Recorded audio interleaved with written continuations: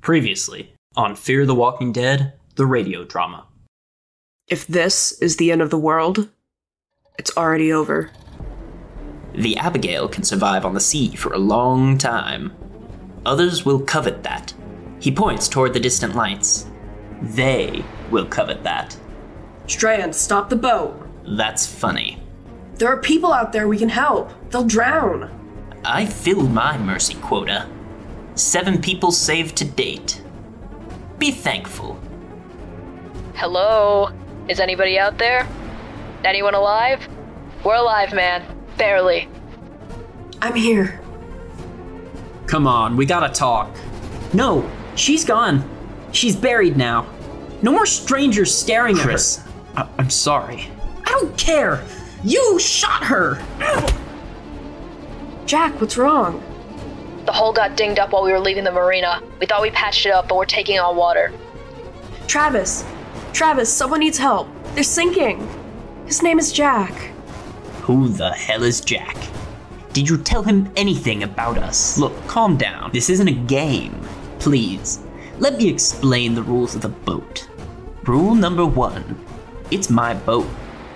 Rule number 2, it is my boat. And if there remains any confusion about rules 1 and 2, I offer rule number 3. It's my goddamn boat. If it weren't for me, you would all be burned. You're welcome. The others rush back to the deck to look at what Madison has seen. The water is completely filled with corpses. And breaking through the fog is the skiff they left behind earlier, now overturned. We should be leaving now. Someone's joining us. You think that's the boat who killed those people? You want to wait around and ask them? Hey, what's happening? What's going on? Whoever did that, they're coming back.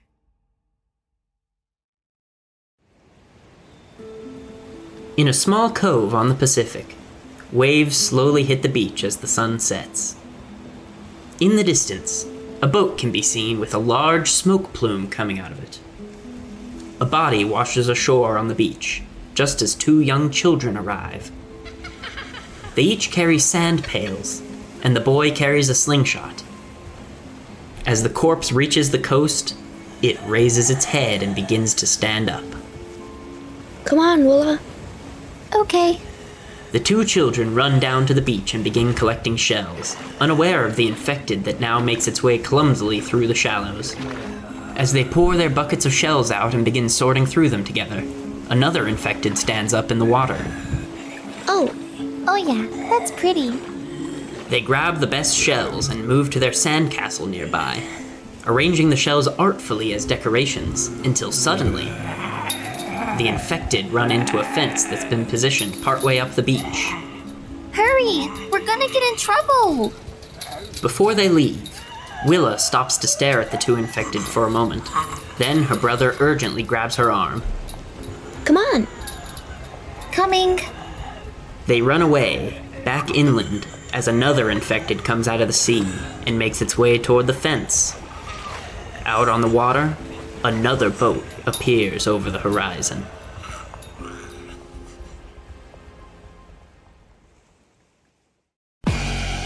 This is Fear the Walking Dead, the radio drama. Today's episode is sourced from Season 2, Episode 2, We All Fall Down, which was directed by Adam Davidson and written by Kate Barnow and Brett C. Leonard.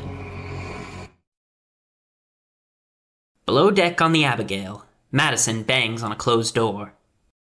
Are you out of your fucking mind, Nick? Sorry. If you do that again, I will leave you in the goddamn ocean. I shit you not. Nick comes out wearing only a towel, just having taken a shower. He walks past her nonchalantly and into the crew quarters.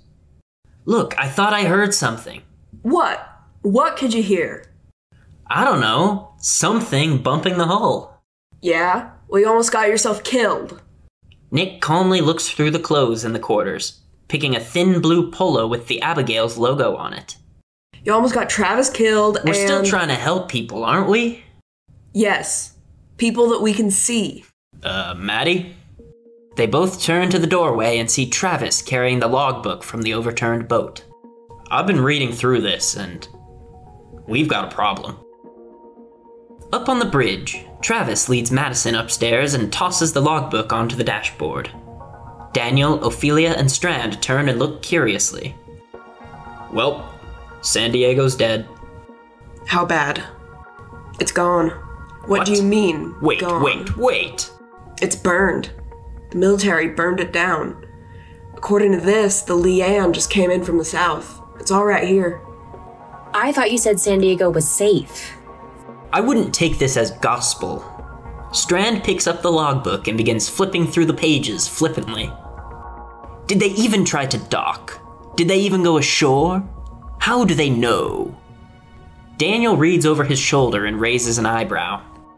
The logs are clear. The last entry was yesterday. What is there to doubt? If we're going to San Diego, we need to know what's there.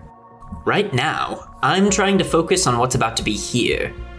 Danny boy, you're the expert. What kind of weapon would you suppose would be powerful enough to sink that boat?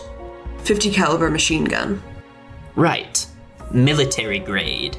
The kind of weapon that could only be mounted on a larger vessel. He points to the radar on the control panel and taps on the shape of a boat behind them. Larger vessel. You're sure it's following us? I have zigged and I have zagged. Their course corrects every time. It could be them.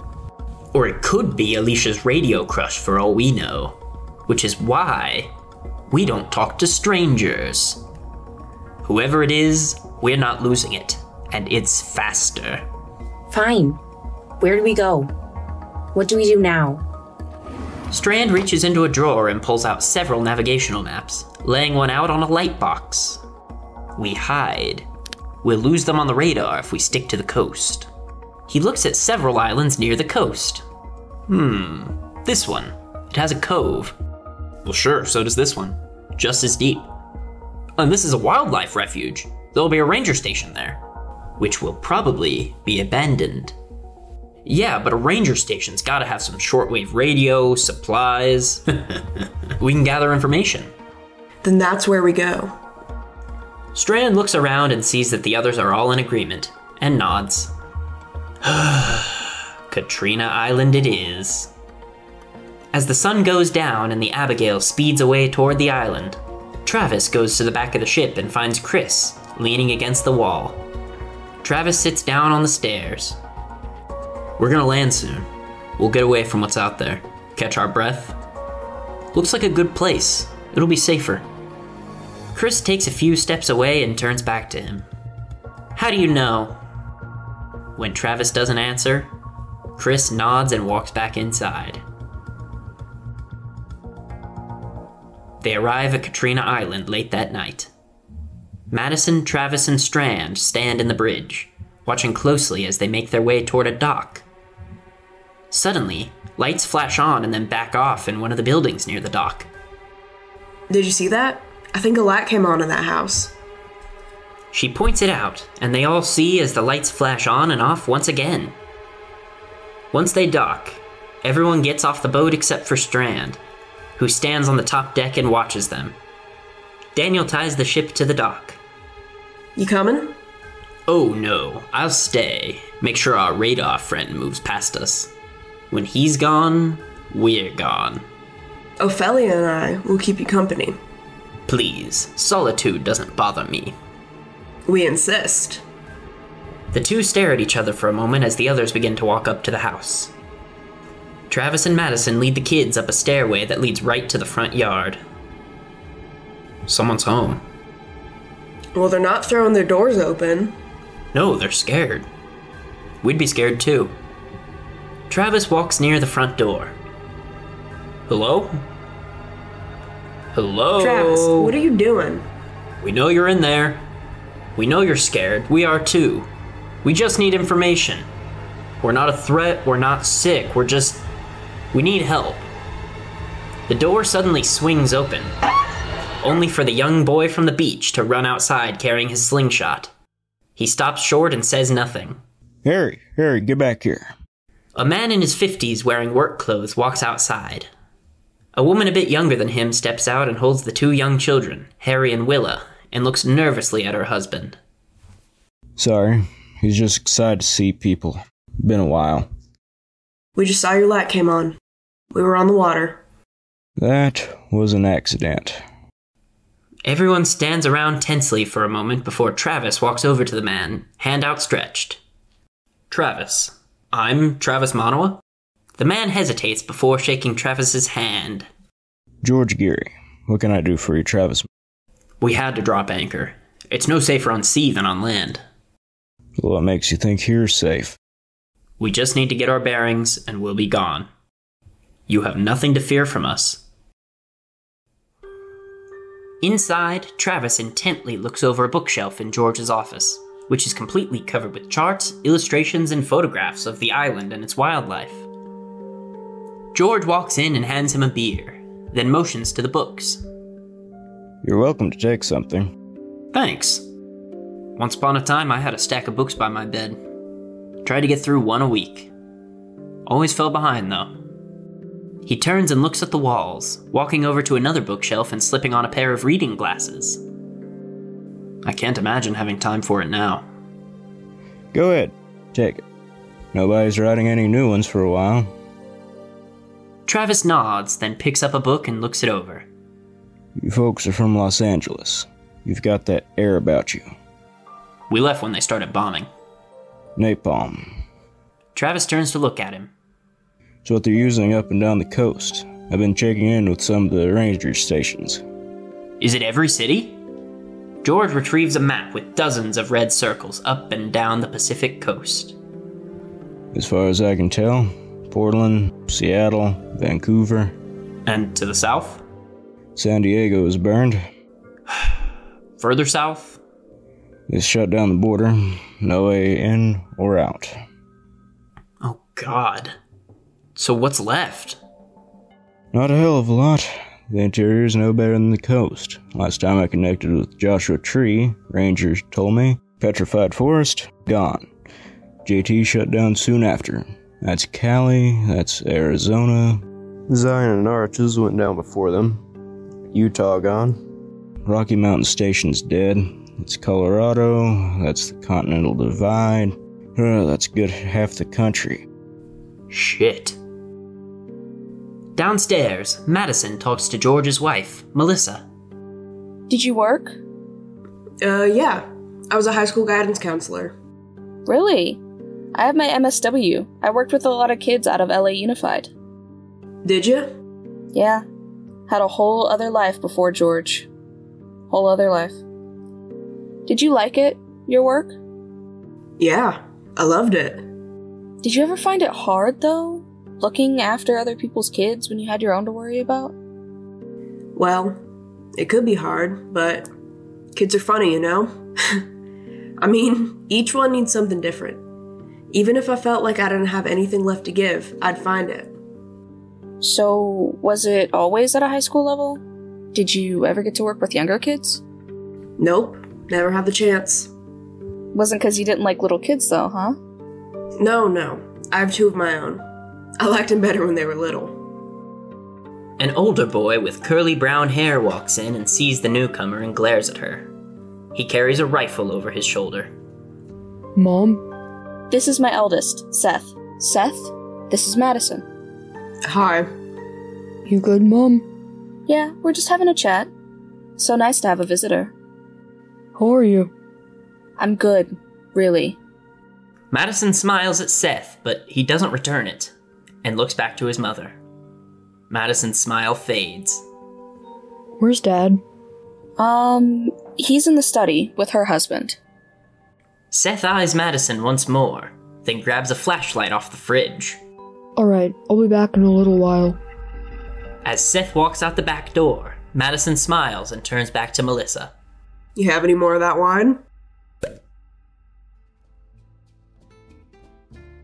Back on the Abigail, Ofelia stands with a blanket draped over her shoulders, looking out at the sea as Daniel approaches her. Will we stay? This is only temporary. We have no place to go. Why don't we just stay here? We would have to be invited. Would we really? Yes. It's very polite of us. Did you take your antibiotics? Yes. starting to understand this world better. After all your mother and I did to protect you from a certain life, this is not the world that you were supposed to know. It's okay. It's good. Understanding this world. It helps me understand you. She turns and looks him in the eyes. It's cruel. She walks off, leaving Daniel standing sadly alone outside. In the house, Chris sits in a chair in the living room, drinking a glass of goddamn wine. Alicia sits on the couch, also drinking wine, as she watches Willa play, while Harry shows Nick how to play a game on his Nintendo DSi. Chris rolls his eyes as the kids make noise. Aim and shoot. Alright. You're doing it wrong. You have to go like this to jump and like that to roll. Alright, okay. Pocket full of posies, ashes, ashes, we all fall down. She drops to the ground, then slowly rises and looks at Alicia. What are posies? Posies are flowers. Why do you put them in your pocket? Well, a long time ago, across the ocean in Europe, there was a virus that made a lot of people really sick. They didn't have the medicine we do now, so they gave them flowers to make them healthy. Did it work? No. Chris walks over to look at the shelves of collectibles in the living room. Nick, you want to come see our room? Nick stares at the game for a few seconds, then looks up. Yeah, let's do it. He puts the game down and looks over at Chris as they walk upstairs. Hey man, you want to come check out Harry's room? I'm good. Look, you don't have to talk or anything, but it is better to be with people. It's okay. Alright. Come on, let's go. Nick and Harry rush up the stairs and into the bedroom. Whoa, cool. This is your room? Yeah. Wow. Harry leads him over to the ladder on he and Willa's bunk bed, where several action figures sit. And who are these guys? These are campers, neighbors, the Colbys, and Uncle Kyle. Nick suddenly notices a red dot on the foreheads of all the figures, and picks one up, looking intently. He doesn't drop his happy attitude, but does seem concerned. What happened to him? What's this? It's what has to happen now when people get sick. Yeah. Hey, that won't happen to you. I know, because I have power pills. Yeah! I don't know what that is. It's like a vitamin. If I take it, my family stays together. Nick takes a moment after hearing this, but continues to maintain his composure and changes the subject. So, which one's your favorite? The general. He has a gun too, you just have to put it on him. Right.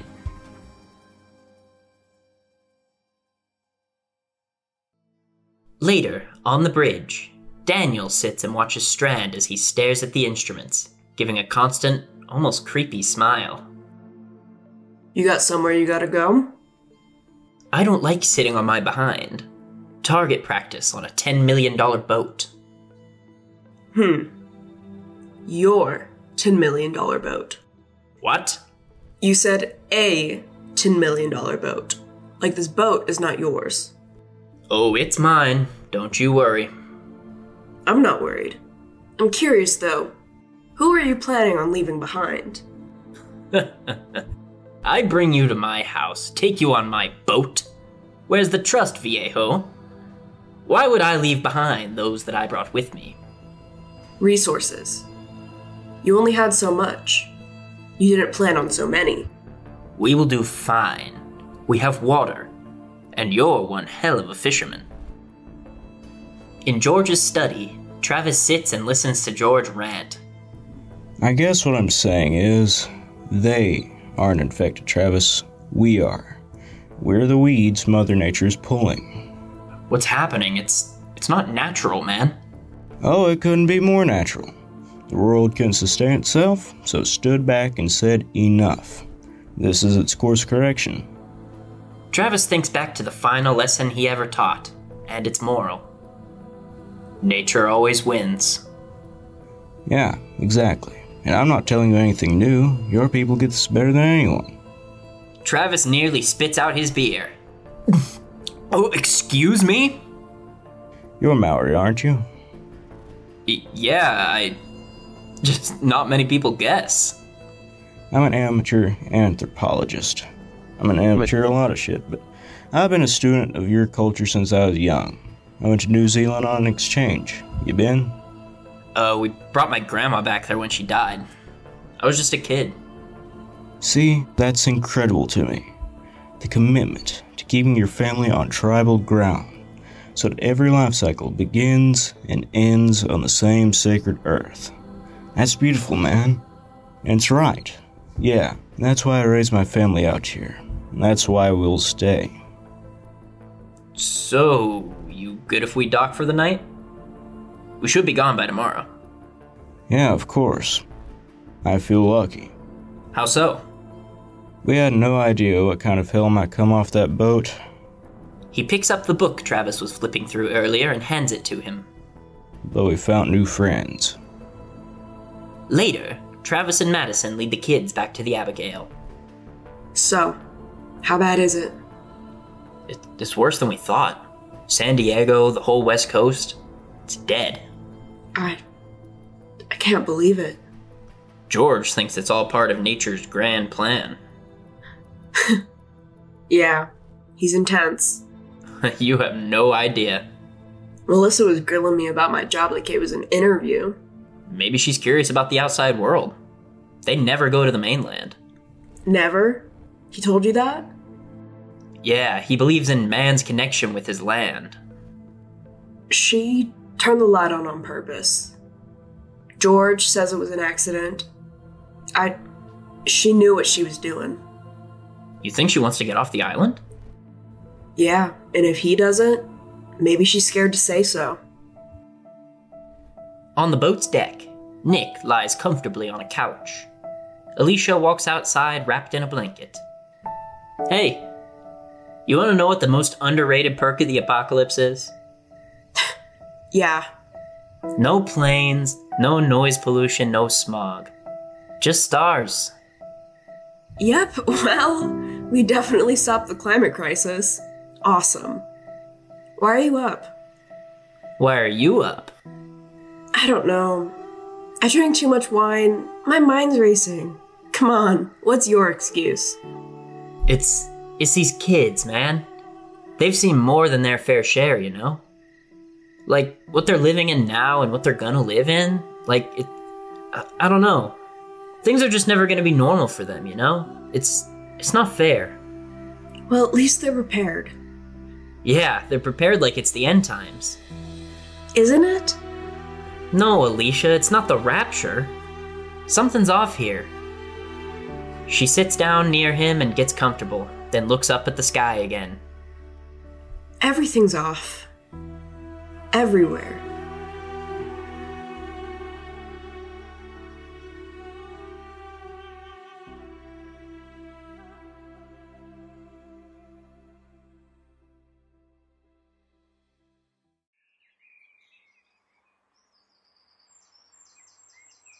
The next morning, Chris visits the lighthouse near where the boat is docked.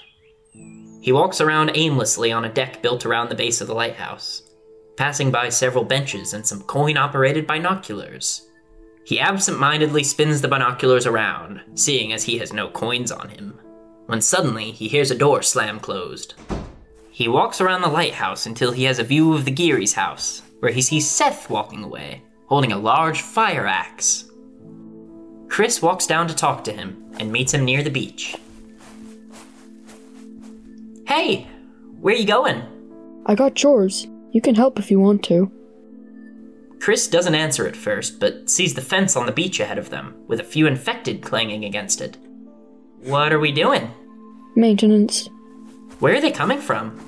Mainland. Ship's gone down between us and the coast. The current drops them off here. My dad says it's a tidal anomaly. Chris follows Seth down to the farthest infected, where he stops. He lines up the pointy end of the axe with the infected's face, then swings it out and impales it. It drops to the ground, where Chris sees dozens more piled up at the base of the fence. Gunfire brings more, so we have to work quietly. How many are there? New ones every day. It's a pain in the ass. Want a turn? He hands the axe to Chris, who considers it. Back on the boat, Travis comes out on deck, where he finds Nick sitting out and watching the ocean. Hey, have you seen Chris? No? He can't have gotten far though, right? Travis turns and looks out to sea too. Well, he didn't go that way. He's on the boat, or on land. I looked over the boat. Well, then he's on shore. You want me to help you find him? No, I'll go. Okay. Hey, Travis, I can help if you want though. I know at-risk youths. I am at-risk youths. Back at the fence, Chris lines up the axe with an infected, swings, and hits it right in the eye. He looks over at Seth, who nods. They walk over to the next infected along the fence. That's good. Temple, socket, base of skull if their back's to you. How'd you learn this? My dad. How to kill, how to survive under most conditions. We've been preparing for this kind of thing forever. Oh, so he's like a survivalist? Nah, he's just self-reliant. Deliberate living, you know?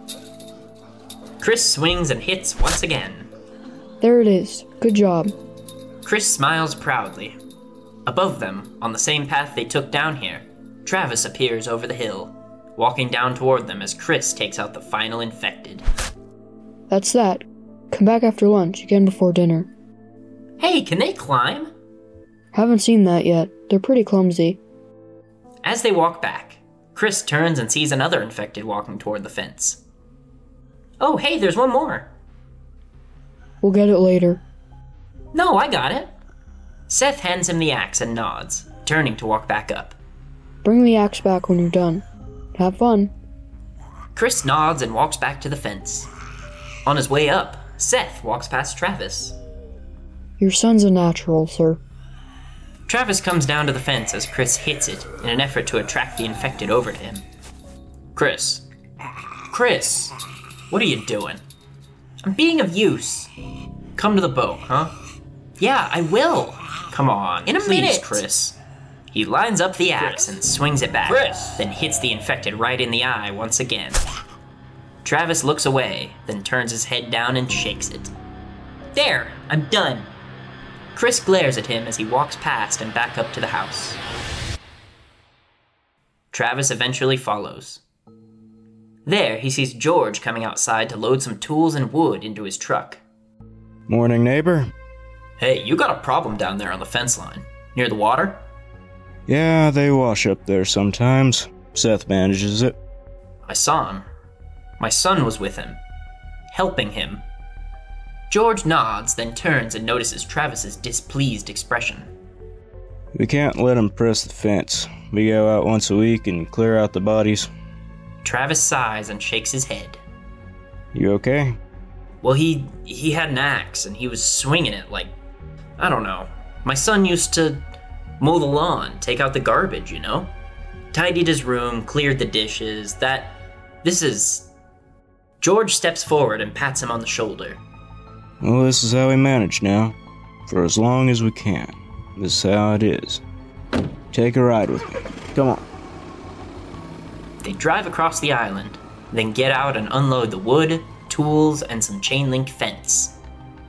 George takes a piece of chain link and walks over to a large fence that appears to be dividing the island in half, then presses it against a hole in the fence. Looking across the island through the fence, Travis sees a large tourist area with homes, shops, and even a Ferris wheel. There's infected over there? Yeah, weekenders who got caught out on the island when the ferries went down. I figure there's a couple of hundred. The ones who wash up on the beach we can manage. But if they get a whiff of us, now that could be a problem. Hold that. Travis does so as George walks back to the truck to get some zip ties to patch the fence. Why would you stay here? Well, this is it. We all die. It's a question of surrender or survival. Acceptance or denial. Well, I choose survival. Yeah, you think everything's going to be okay? Look, you saw the map. That's our truth. It's not right or wrong, good or bad, it just is. I mean, how can you just give up? I'm not giving up. I'm mending the fence.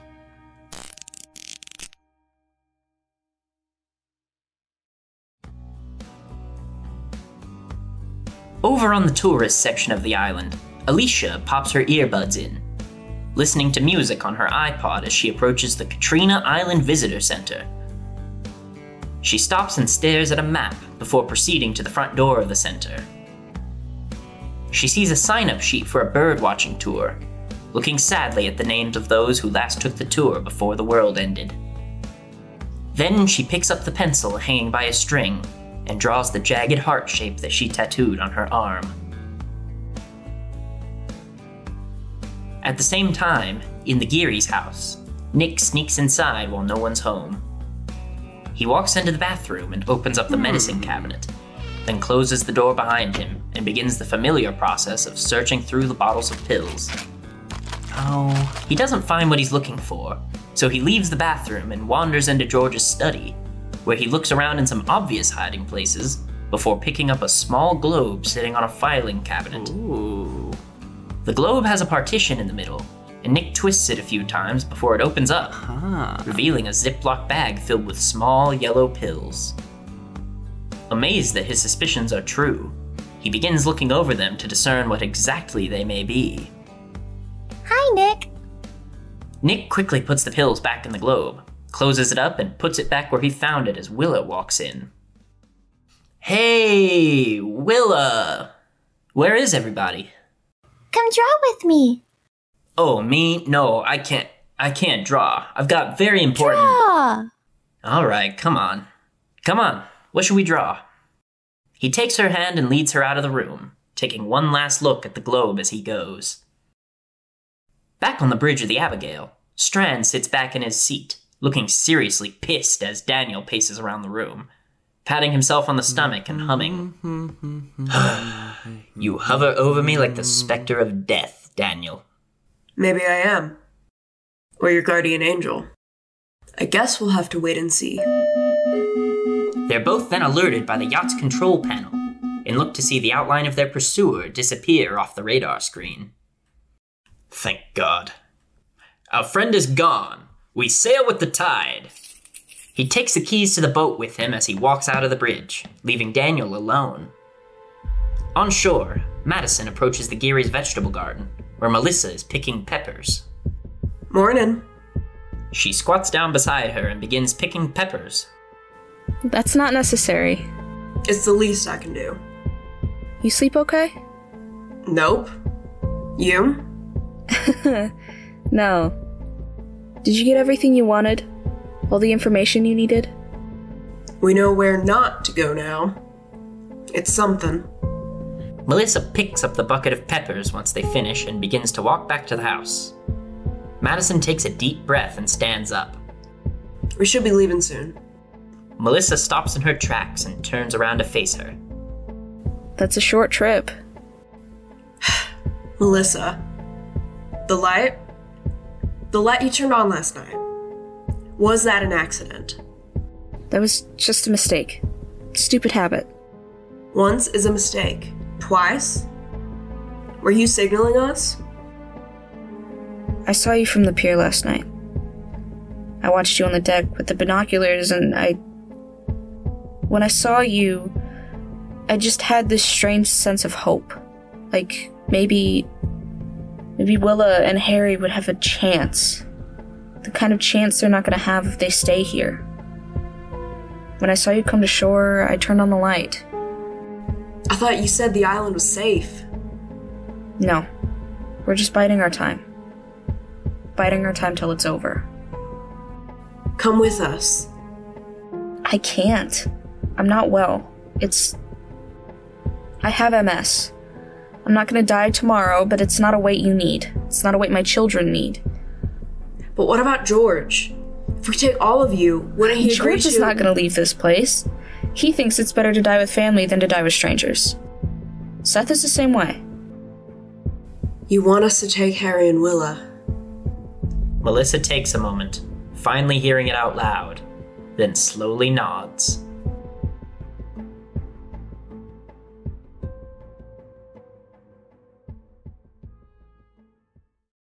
Back on the Abigail, Madison and Travis talk in the dining area. She's sick. She can't leave. She's convinced if they stay here, they all die. Well, they have supplies, water, food. They even have power. And they have infected. All along their fence, others at the marina. How long do they make their way up there? It's not secure. Yeah, I know. I talked to George. He's got strong opinions, but all the man cares about is keeping his family safe. That's all I care about. They're just biding time until it all goes bad. Well, who's to say we're not biding time out there? Where we land next could be safer. What we find could save us. All of us. We don't know. Well, I can't take the man's kids just because she said so. Then don't do it because she says so. Do it because I'm asking you to. You're not taking them, Travis. You're saving them. He takes a moment and ponders this, nodding thoughtfully. We can't keep leaving people behind. Let me talk to George, okay? Let me talk to him. Now alone on the bridge, Daniel searches through the cabinets, looking through all the navigational documents. Then he starts lifting up cushions on the seats around the room, until the very last one he lifts reveals a storage container underneath. Daniel kneels down beside the locked chest and pulls out a small blade, which he uses to pick the lock. After a few moments, the lock clicks open and Daniel slowly opens the crate. Okay. He moves some more navigational charts out of the way, only looking over them briefly before returning to the crate. There he finds a wrapped up machine gun and takes it out too, setting it on the floor to inspect it. What have we here, Mr. Strand? Daniel picks it up and holds it comfortably, taking the clip out and seeing that it's full. He puts the gun down and returns to the navigational charts, which are covered in handwritten notes and lines. After reading them all, he figures out Strand's plan and sits back, victorious yet confused. Mexico. Meanwhile, Strand has wandered onto the marina and made himself at home inside of an abandoned diner. He speaks into a large mobile phone. It's me. Yes, it's all clear now. What's the latest you can push it? Sundown. He picks up a postcard that he brought with him and looks at it longingly. I'll be there. I will be there. As Madison and Travis seem to be coming to an agreement, Nick slips inside the dining area. They both turn as he enters and closes the doors. He says nothing, not sure how to explain it. What's wrong? I think this asshole's planning on Jonestowning his whole family. What? Look, I found pills in his office. I think it's poison. Well, how do you know? I know my pharmaceuticals. And I know pill heads. Those people are not that. And those pills are not recreational. Madison looks up to Travis for his final verdict, and he nods. Later, the three of them anxiously sit in the Geary's dining room, waiting for Melissa. Finally, she comes downstairs. They'll be right down. She is distraught, but keeps to the plan, walking over and handing Travis the kids' suitcases. Do they understand? Told them they were going on a boat ride. They'd be back in a couple of days. I think they're excited about it. Madison takes her hands. We'll take care of them. I promise you. We'll keep them safe. She nods, then hands Madison the slingshot. This is Harry's. Also, he gets scared at night. He pretends not to, but he ends up crawling into his sister's bed. It's okay. We've been trying to discourage him from that, but I think it's okay, you know? If he does that, it's okay. And, Willa, her hair is... She has this hair. She'll cry if you comb it. So just wait till you shampoo and put conditioner in it, and then it'll be a lot easier.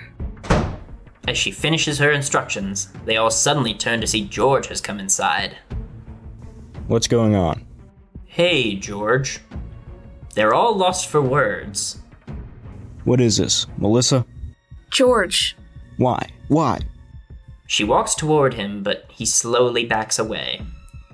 Listen to me. I love you. I love our family. But we have to give them a chance. I can't look at them every day and see nothing for them. I just can't. Mama? They all turn to see Harry slowly coming down the stairs from their room. What, sweetie? What's wrong? Melissa walks to him and grabs him by the arms as he quietly stares forward. What? Tell Mommy it's okay. Tell me what's wrong. Something's wrong with Willa. George and Melissa rush upstairs as soon as he says this. Stay here. Don't move, Harry. Stay right there. Nick walks over to Harry and calmly takes his hand. What happened, buddy? She took her pill. Nick turns to Madison and Travis, and they all rush to follow the Gearys upstairs.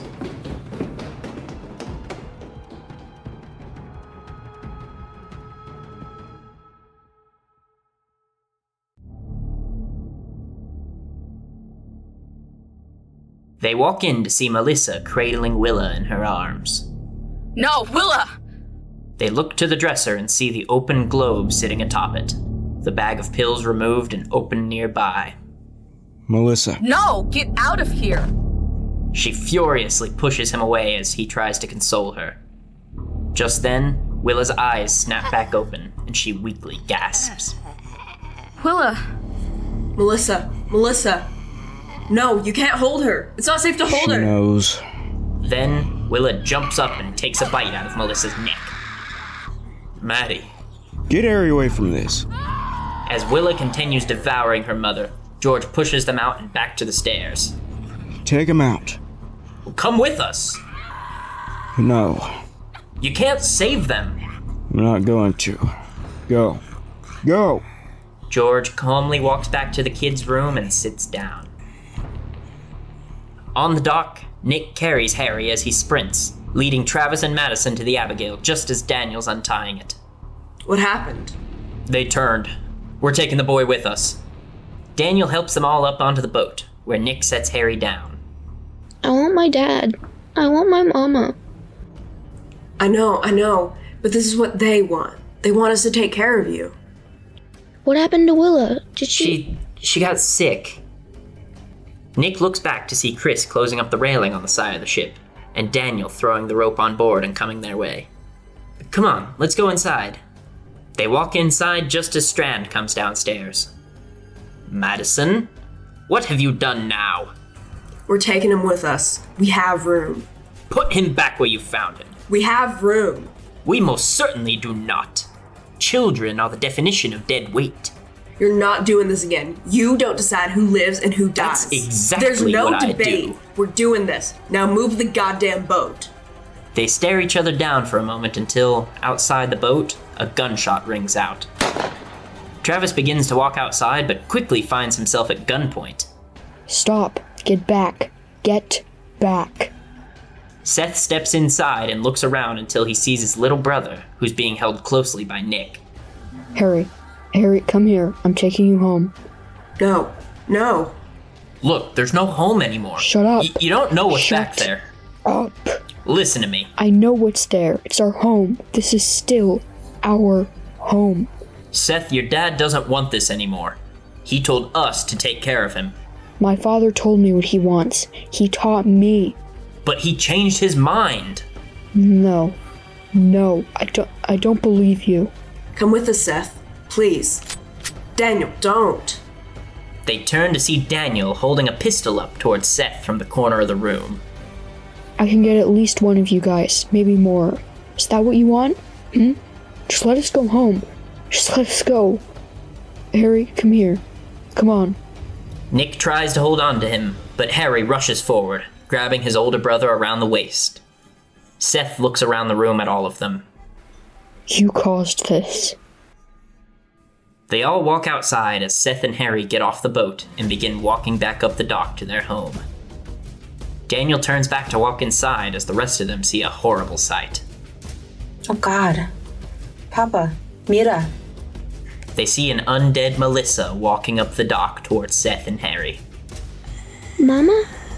Can't you do something? The kid has a rifle.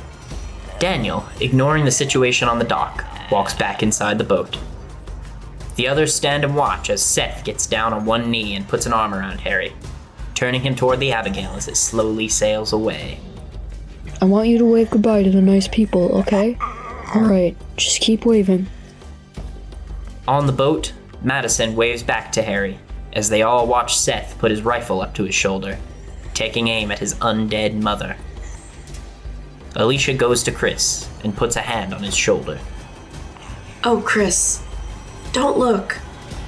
He looks away for a moment, but then looks back, and Alicia walks inside just as Seth's gun fires.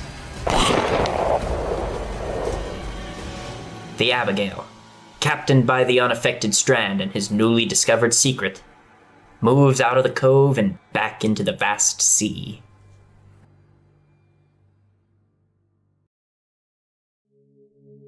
This has been Fear the Walking Dead, the radio drama.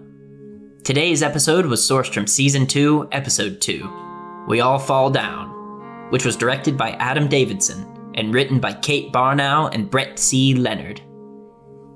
This production was brought to you by Parker, director, editor, and writer, and Tate, assistant director, casting director, enforcer, wizard, and thumbnail artist.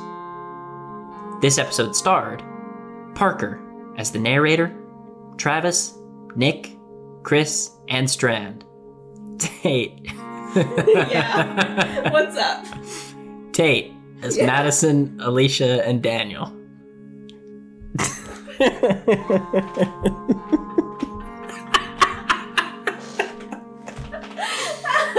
No outro for this one. Everyone did great. Thanks to everyone who did it. That's all we have to say about this. And Hope as Ofelia. Our supporting cast from this episode includes Niko as Melissa Geary, Gray as George Geary, Knox as Seth and Harry Geary, and Cake as Willa Geary. Thanks for listening. If you're enjoying the series so far, leave a like and a comment, and make sure to subscribe to hear the next episode. Also, check out our Discord link in the description to come chat with us or even join the cast of the radio drama yourself. Are we really the good guys here? I'm not going to say too much about this episode, as I'm going to save most of my thoughts that I usually put here for a new special feature that we're developing for the show. But let me say this. This episode is the epitome of Fear the Walking Dead. We explore the way the morality gets confused in the apocalypse with this powerful case study. Get ready for a lot more of that as we continue our journey south, wherever it may take us now that San Diego's burned. Thanks again, and tune in next time for episode 3. Need to look up how to say that. Thanks again, and tune in next time for episode 3, Ouroboros.